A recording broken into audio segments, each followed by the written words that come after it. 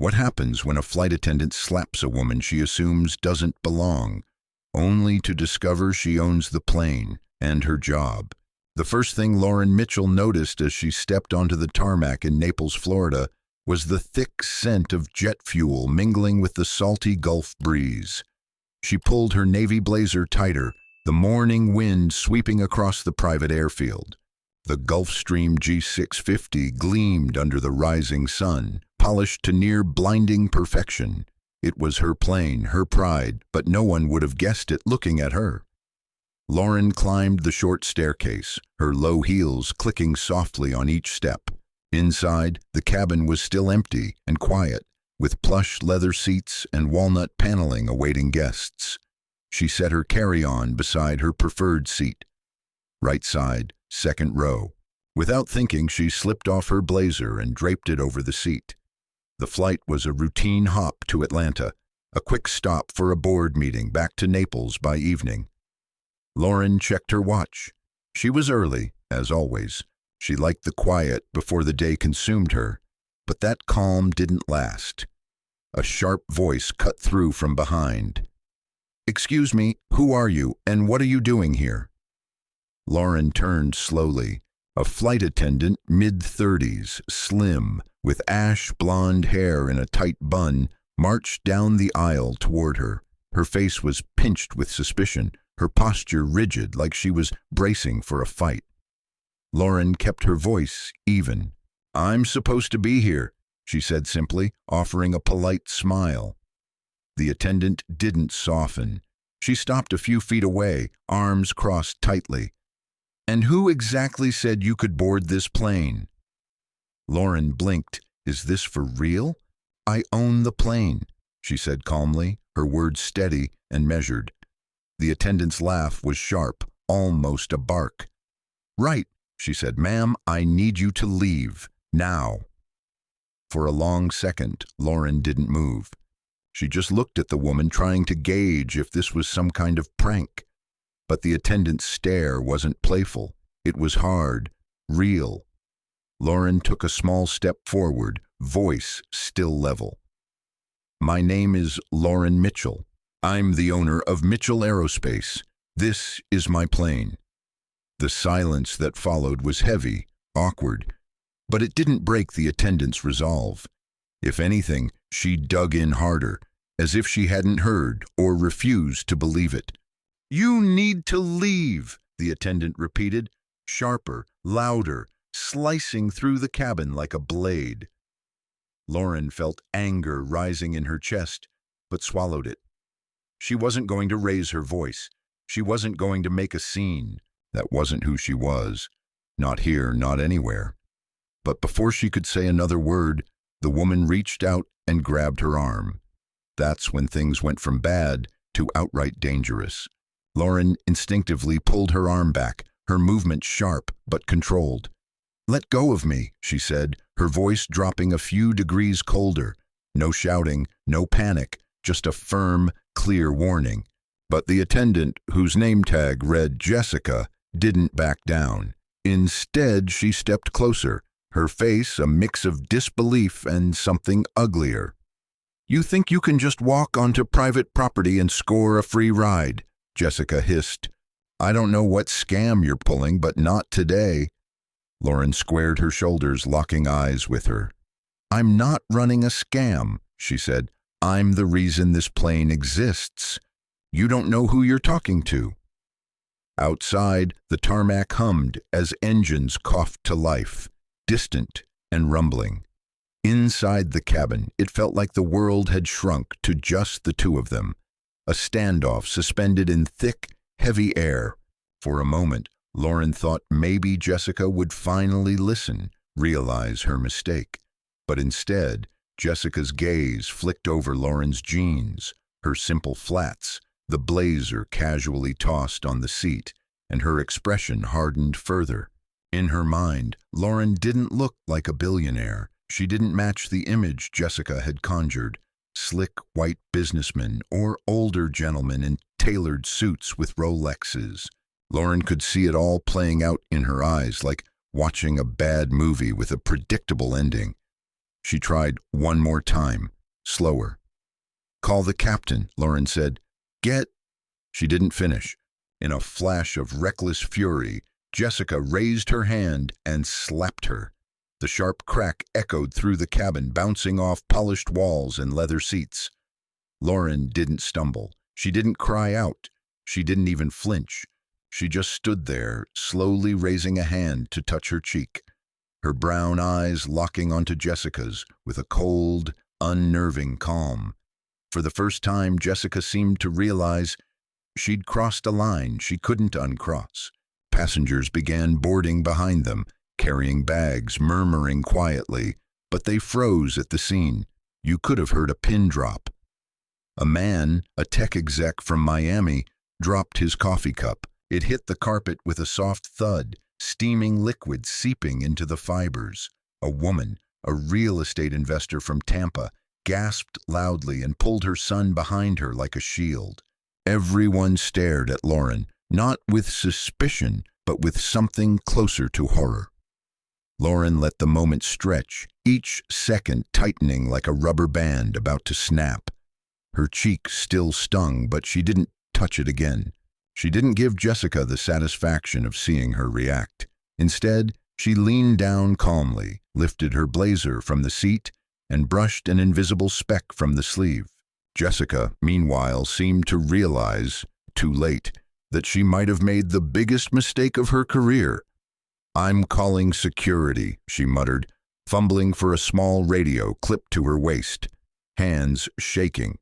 "You're trespassing." Lauren slid one arm into her blazer, then the other, moving with deliberate control. "Please," she said softly, "call them." A few new passengers exchanged nervous glances. Some backed toward the door, unsure whether to stay or leave. No one dared intervene, as if waiting for whoever would toss the next match onto this powder keg. Finally, the captain emerged from the cockpit, a tall man with deep brown skin and graying temples, his brow deeply furrowed. His name was Captain David Ellis, and he'd flown for Mitchell Aerospace for nearly 7 years. He recognized Lauren instantly, his eyes widening before narrowing sharply. "Ms. Mitchell," he said, loud enough to cut through the tension. "Is everything all right?" Jessica whipped around, staring at the captain like he'd spoken another language. "Ms. Mitchell," her lips mouthed silently.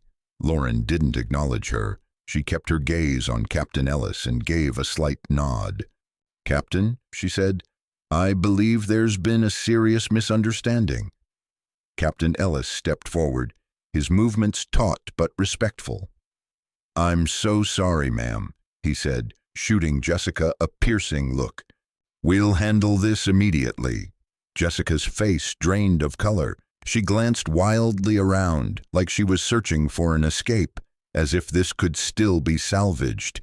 You're not serious," she said, voice cracking. "This woman said she owns the plane." Lauren finally turned her full attention back to her.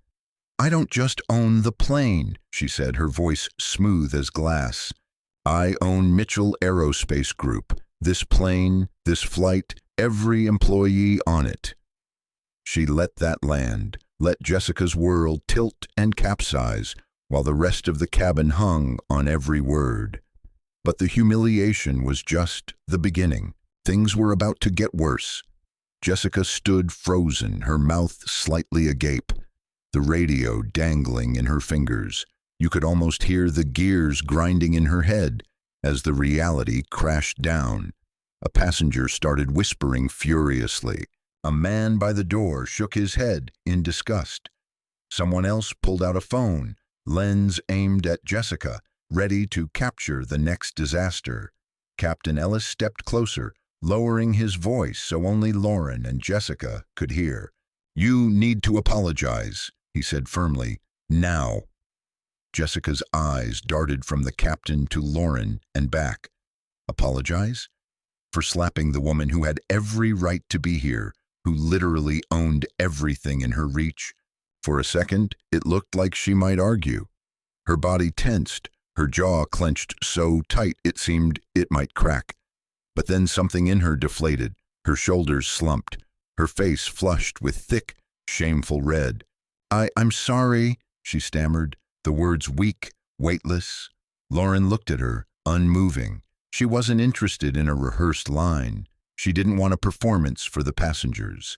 She wanted Jessica to feel it, to understand that her snap judgments, her biases, her disrespect hadn't just bruised Lauren's pride. They'd exposed a deeper sickness.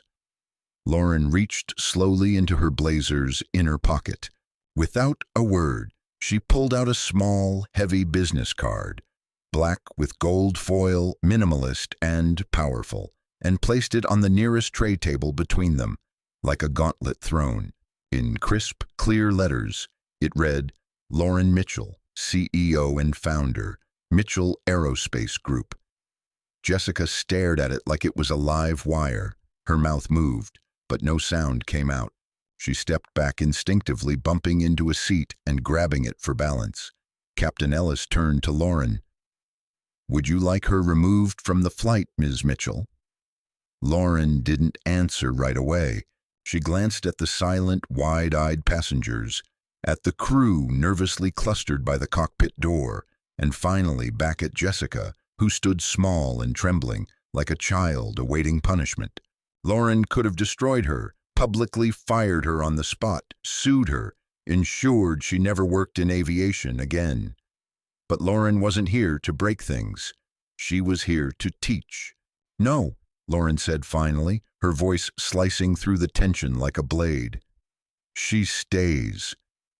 The cabin seemed to exhale all at once, a long, shaky breath no one realized they'd been holding. Jessica looked up, confused, shaken, almost grateful. But Lauren wasn't done. You'll serve me, Lauren said simply, with respect, with care, the way you should have from the start. Let's see if you can learn something today. If Jessica thought the worst was over, she was wrong. It was just beginning. The silence in the plane lingered, broken only by the low hum of engines warming up for taxiing. Jessica nodded, swallowing hard, her hands clenched so tight her knuckles whitened. She stepped back, adjusting her uniform jacket, trying to piece herself together. Lauren settled into her seat, like she had all the time in the world.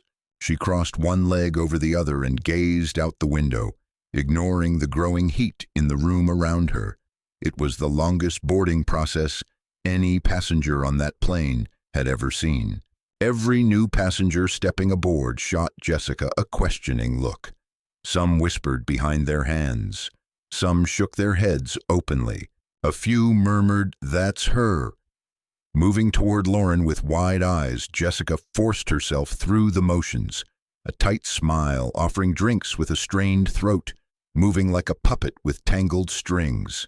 Each time she glanced at Lauren, she was reminded, not by words, but by presence alone, that she'd underestimated someone with more power than she could fathom. As the plane lifted off over Florida's shimmering coast, Lauren leaned back and closed her eyes, feeling the faint pull of gravity fade. She didn't need to speak. The lesson was unfolding without her lifting a finger. 2 hours into the flight, Jessica approached Lauren's seat, nervously smoothing her jacket's hem. "Would you like something to drink, ma'am?" she asked, her voice quiet, almost trembling. Lauren opened her eyes slowly. "Water," she said. "Room temperature, no ice." "Of course," Jessica nodded, hurrying to fulfill the simple order like her life depended on it. Passengers watched from the corners of their eyes, pretending to read magazines or check emails, but no one missed the shift in energy. Everyone felt it. This wasn't about a drink. It was about respect, and how easily it could have been given or withheld based on assumptions alone. When Jessica returned, her hands were steady but tense, placing the glass on the table with both hands, careful not to spill a drop. Lauren glanced at the glass, then at her. "Thank you," Lauren said. It was simple, polite, but coming from her, it felt like a mountain had moved. Jessica stepped back, nodded, and retreated to her station like a dismissed soldier. The rest of the flight passed in strange silence. No arguments, no shouting, just the weight of consequences settling over everyone like a thick blanket. But the real reckoning awaited on landing. When the wheels touched down at DeKalb Peachtree Airport in Atlanta, the plane glided to a stop on the private terminal's tarmac. The sun had climbed higher, casting long, sharp shadows across the asphalt. The cabin air felt dense, almost heavier than the humid Georgia air outside. Captain Ellis made the standard intercom announcement, thanking passengers for flying with Mitchell Aerospace. But this time, his voice was crisper, cautious. As passengers gathered their belongings, a man in a dark suit and sunglasses stood by the door. He wasn't a typical pilot or crew member. He was corporate, Lauren's corporate. Jessica noticed him instantly and shrank further if that was possible. Her fingers fumbled with the clasp on her service apron. Her breathing turned shallow. The man said nothing. He didn't need to. His presence alone signaled that the incident had been reported and was now far bigger than a slap, a misunderstanding, or a mistake at 30,000 feet. Lauren waited until everyone else disembarked. She was in no rush. She never was. She gathered her bag, stood slowly, smoothed her blazer, and walked to the front of the plane, where Jessica and the man in the suit stood. For a moment, Jessica looked like she might drop to her knees, beg, plead, anything to fix what she'd broken. Lauren didn't give her that chance. "People will forget what you said," Lauren said quietly, her voice calm, soft, almost gentle. "They'll forget what you did, but they won't forget how you made them feel." Jessica's lips trembled, her eyes glassy. "You made me feel invisible," Lauren continued. "Like I didn't belong in a space I built with my own hands. Like I had to prove my worth just to sit there." The man in the suit watched silently, respectfully, letting Lauren have her moment. "And that," Lauren said, stepping closer, "will cost you far more than this job." Jessica's knees seemed to buckle slightly, and she grabbed the doorframe to steady herself. Lauren didn't yell. She didn't make a scene. She didn't need to. She turned and stepped off the plane into the Georgia sun, the world wide open before her. Jessica remained standing amid the wreckage she'd created. Passengers still lingering in the terminal looked up as Lauren passed. Some nodded respectfully. Some whispered her name. Not for the scandal, but in quiet awe. Lauren adjusted her sunglasses, hoisted her carry-on, and moved on, her heels clicking on the polished floor with each confident step. But the flight wasn't the journey's heart. It was the message left hanging in the air for everyone who'd watched. By the private terminal, Lauren's driver, a tall woman with neatly braided hair and a crisp navy suit, waited by a black town car. Lauren handed over her bag, exhaled slowly, and slid into the back seat, the door closing softly behind her. As they pulled away from the airport, Lauren leaned her head against the cool window, watching the runways fade into the distance. Her cheek still ached faintly where the slap had landed, but that wasn't what stung. It was the bigger picture. How easily people decided who deserved respect and who didn't. How quickly they dismissed you based on your clothes, your skin, the stories they carried in their heads before you even spoke. And how sometimes the best revenge wasn't raising your voice. It was staying still, calm, unshakable. The driver glanced at her in the rearview mirror. "You okay, ma'am?" Lauren smiled faintly. "I'm fine," she said. Some lessons just cost more than others. They drove through Atlanta's bustling streets, past glass skyscrapers and corner diners, past construction crews and street musicians, past ordinary people rushing through their complicated days, people who might be judged, underestimated, ignored every hour of their lives. Lauren knew her story wasn't the last. She knew there were thousands of other planes, offices, boardrooms, streets where someone else would have to remind the world that appearances don't define worth. But today, she'd drawn her line in her own way. As the car melted into traffic, the words she carried stayed strong. Never try to fit someone else's narrow mold. Make them open their eyes wide. Make them adjust. Because real power doesn't need to announce itself. It speaks loudest in the moments you stand tall while everyone else stumbles. If you ever find yourself judged before you speak, remember they never had the right to define your worth. Stand firm. Stay calm.